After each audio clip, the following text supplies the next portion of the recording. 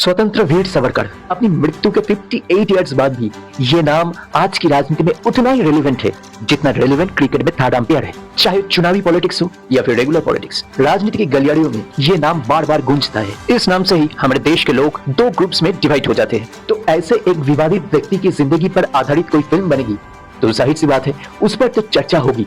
तो हम इस फिल्म पर बिल्कुल चर्चा करेंगे इस वीडियो में। लेकिन इससे पहले हम आगे बढ़े, अगर आप चैनल पर नए हो और अब तक सब्सक्राइब नहीं किए हो तो चैनल को सब्सक्राइब करके नोटिफिकेशन की घंटी ऑन कर लो।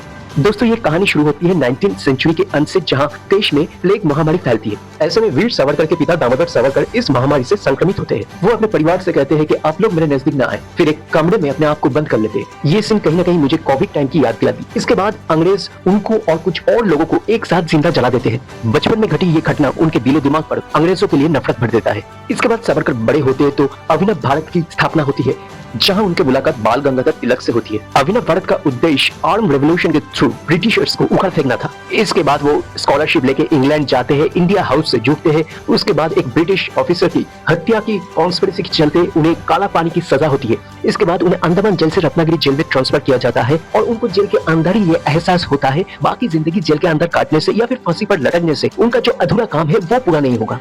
फिर उनका वो माफीनामा लिखना, तो ये सारी चीजें इस फिल्म में कवर की गई है।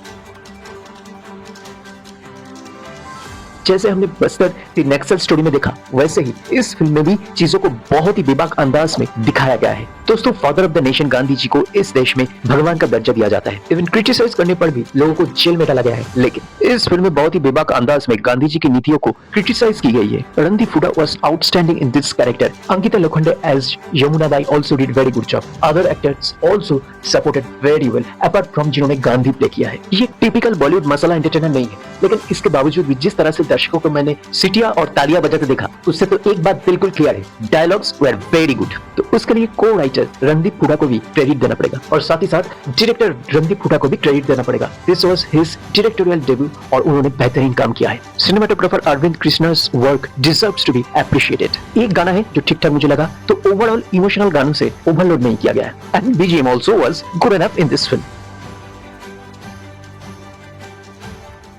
देखिए, समझ सकता हूं कि वीर सावरकर एक कंट्रोवर्शियल कैरेक्टर है, तो बहुत सारी इंफॉर्मेशन देकर उनके जो कैरेक्टर है उसको जस्टिफाई करने की कोशिश की गई है। इस चक्कर में फिल्म को कहीं ना कहीं 3 घंटे तक खींचा गया है, तो स्क्रिप्ट वाइज वहां पर थोड़ा काम किया जा सकता था। So in editing film in the first half was bit slow, but in the second half it picks up. और लास्टली गांधी जी के किरदार जिस एक्टर ने प्ले किया है एज एन ऑडियंस, वो मुझे बिल्कुल कन्विंस नहीं कर पाए। जी स्टूडियोज बैनर के तले 20 करोड़ में बनी ये फिल्म अपने day 2 has earned 4.5 crore world wide. हमारी तरफ से इस फिल्म को 3 स्टार्स आउट ऑफ 5 और अपने फैमिली के साथ जाकर थिएटर में ये फिल्म जरूर देख सकते हैं। फिलहाल इस वीडियो में इतना ही। अगर वीडियो पसंद आए तो लाइक, शेयर एंड कमेंट और साथ ही साथ चैनल को भी सब्सक्राइब कर लेना। जय हिंद।